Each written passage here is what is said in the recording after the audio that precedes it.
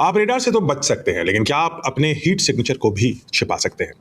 क्योंकि अब हवाई जहाज़ों को डिटेक्ट करने का, फाइटर जेट्स को डिटेक्ट करने का जो तरीका है, वो पूरी तरीके से बदल चुका है और ये जो शुरुआत हुई है, वो हुई है ईरान की टेक्नोलॉजी से। ईरान वॉर अब अपने 6th वीक में पहुंच चुका है और 6 हफ्तों में डोनाल्ड ट्रंप ने यह बार-बार, कम से कम 36 बार दावा किया कि यूएसए के पास कंप्लीट एयर सुपीरियॉरिटी है, यानी उनके जेट्स ईरान के ऊपर जहां जाएं, जहां मन हो वहां उड़ेंगे, जहां बम मारना हो वहां मारेंगे और ईरान कुछ भी डिफेंस नहीं कर सकता इन फाइटर जेट्स के खिलाफ। लेकिन अब ग्राउंड रियलिटी कुछ और ही कहानी कह रही है। पहले एक F-35 सिर्फ हिट हुआ, डैमेज होकर के लैंड हो गया, बच गया। उसके बाद एक F-15 गिरा और उसी दिन एक A-10 एयरक्राफ्ट भी हिट हुआ और गिर गया। तो सवाल ये उठता है कि आखिर ईरान ये सब युद्ध के छठे हफ्ते में कैसे कर ले रहा है, तब जब ट्रंप को लगता है कि ईरान का जो एयर डिफेंस सिस्टम है वो बिल्कुल नाकाम है।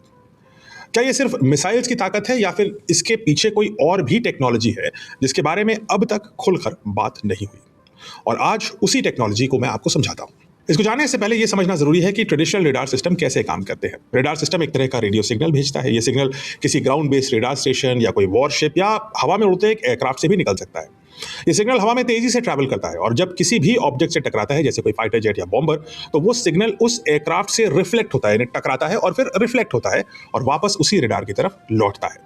इसलिए आपने रेडार में ज्यादातर डोम्स देखे होंगे। अब ये डोम्स क्या करते हैं?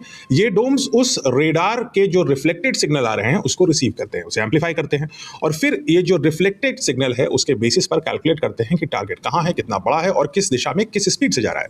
यानी रेडार हमेशा दो चीजों पर निर्भर करता है। पहला, वो सिग्नल भेज पाए। ये पावरफुल सिग्नल जब टकराएगा किसी एयरक्राफ्ट से, किसी फाइटर जेट से, किसी दुश्मन की किसी एयरशिप से, तो टकरा करके जब वापस आएगा तो दूसरा काम है उसका रिफ्लेक्ट होकर के उसे रीड कर पाना। यानी सिग्नल भेजो और रिफ्लेक्शन को कैच करके उसे रीड करो। दो मेजर काम।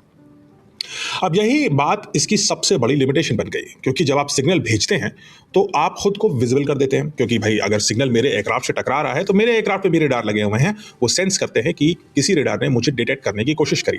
और काउंटर मेजर में अगर मैं एक एयरक्राफ्ट पायलट हूं दुश्मन का, मान लीजिए अमेरिका का इस केस में, तो मुझे पता लग जाता है कि कौन से ईरान के रेडार से ये सिग्नल आया है, वो कहां पर है। और ये बना देता है किसी ईरानियन रेडार को किसी स्ट्राइक के लिए काफी वल्नरेबल, क्योंकि अब उसकी पोजीशन डिस्क्लेस हो गई। लेकिन इसका एक तोड़ है और वो है पैसिव इंफ्रारेड डिटेक्शन सिस्टम, और इसी के बारे में आज हम चर्चा करेंगे। सबसे पहले एक्टिव इंफ्रारेड सिस्टम क्या होते हैं, पहले ये समझते हैं। एक्टिव का मतलब होता है आप खुद सिग्नल भेज रहे हैं, यानी आप ही सिग्नल भेज रहे हैं, आप ही रीड कर रहे हैं। जैसे ट्रेडिशनल रेडार काम करते हैं, ग्राउंड से रेडियो वेव भेजते हैं और फिर अपनी रेडार डोम से उसका रिफ्लेक्शन पढ़ते हैं। यही काम करते हैं अधिकतर रेडार, चाहे वो हवा में हो चाहे शिप में हो। यानी आप टारगेट को ढूंढ भी रहे हो और साथ ही अपनी प्रेजेंस भी रिवील कर रहे हो। यानी काफी खतरनाक से गेम है। यानी जितनी देर तक आप सिग्नल भेजते रहेंगे आप अपनी खुद की पोजीशन को एक्सपोज करते रहेंगे। और इसी का तोड़ है पैसिव इंफ्रारेड सिस्टम। यहाँ गेम बदल जाता है। इस सिस्टम में कोई सिग्नल भेजा ही नहीं जाता, यानी ना कोई रेडियो वेव, ना कोई रेडार पल्स। तो आप सोच रहे होंगे कि अगर कुछ भेजा ही नहीं तो सिस्टम का डिटेक्शन काम कैसे करता है, रिफ्लेक्शन कैसे पड़ता है? तो इसका आंसर यह है कि यह सिस्टम सिर्फ ऑब्जर्व करता है एयरक्राफ्ट की इंजन की हीट को, एग्जॉस्ट से निकलने वाली गर्म गैस और हवा से फ्रिक्शन की वजह से पैदा हुई हीट। ये दो तरह की हीट पैदा होती है। इतनी तेज जब हवाई जहाज चलता है हवा के थ्रू काटता हुआ, तो उस हवा को भी आसपास गर्म करता रहता है because of friction. Her aircraft चाहे वो कितना भी एडवांस क्यों ना हो, हीट जनरेशन को शून्य नहीं कर सकता, क्योंकि कहीं तो फ्यूल बर्न होगा और कहीं ना कहीं उसकी हीट तो निकलेगी ही। और पैसिव इंफ्रारेड सिस्टम उसी हीट सिग्नेचर को ट्रैक करता है।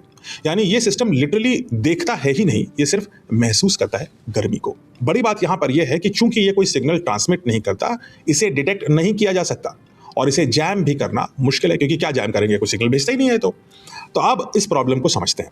यूएस के एयरक्राफ्ट जैसे F-35 लाइटनिंग या F-15 ईगल, ये डिजाइन किए गए हैं रेडार बेस्ड थ्रेट को काउंटर करने के लिए। यानी वो वाला रेडार जो सिग्नल भेजता था और फिर रिफ्लेक्शन पड़ता था, ट्रेडिशनल रेडार्स।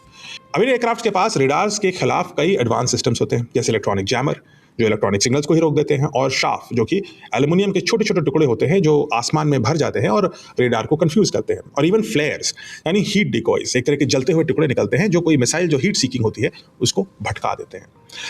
लेकिन यहाँ एक बड़ा गैप आता है। पैसिव इंफ्रारेड सिस्टम इन सब से बाहर काम करता है। ये ना रेडार सिग्नल पे डिपेंड करता है, ना ही रेडियो फ्रीक्वेंसी पे। यानी आप चाहे जितना जैमर यूज कर लें, जितनी शैफ्ट छोड़ दें, कोई फर्क नहीं पड़ेगा, क्योंकि यहाँ टारगेट डिटेक्ट हो रहा है आपकी हीट से। अब आप कहेंगे कि अगर हीट से डिटेक्ट हो रहा है तो फ्लेयर्स काम करेंगे, यानी वो जलते हुए टुकड़े जो एयरक्राफ्ट छोड़ देता है ताकि कोई हीट के पीछे भागने वाली मिसाइल इन टुकड़ों के पीछे भागे और एयरक्राफ्ट के पीछे ना भागे।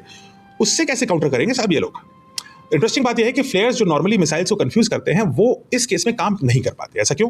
क्योंकि advanced infrared systems real aircraft और डिकॉय हीट में फर्क करना समझ गए। यानी ये इंटेलिजेंस डेवलप कर दी गई है कि वो ये पकड़ लेते हैं कि ये एक हवाई जहाज से निकलने वाली हीट है और ये सिर्फ एक डिकॉय है, यानी जलता हुआ फ्लेयर है, टुकड़ा है जिसके पीछे मुझे नहीं जाना है।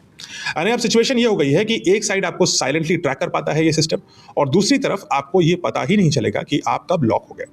और इसे कहते हैं डिटेक्शन एसिमेट्री, यानी एक पक्ष तो दूसरे पक्ष को लॉक कर पा रहा है लेकिन दूसरे पक्ष को पता भी नहीं है कि उसकी लॉकिंग हो चुकी है, और इसलिए रिएक्शन टाइम बहुत कम हो चुका है।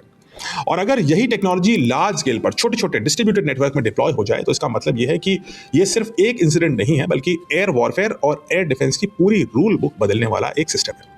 इनफैक्ट ये सिंगल सिस्टम है ही नहीं बल्कि मल्टीपल लेयर्स का एक कॉम्बिनेशन है।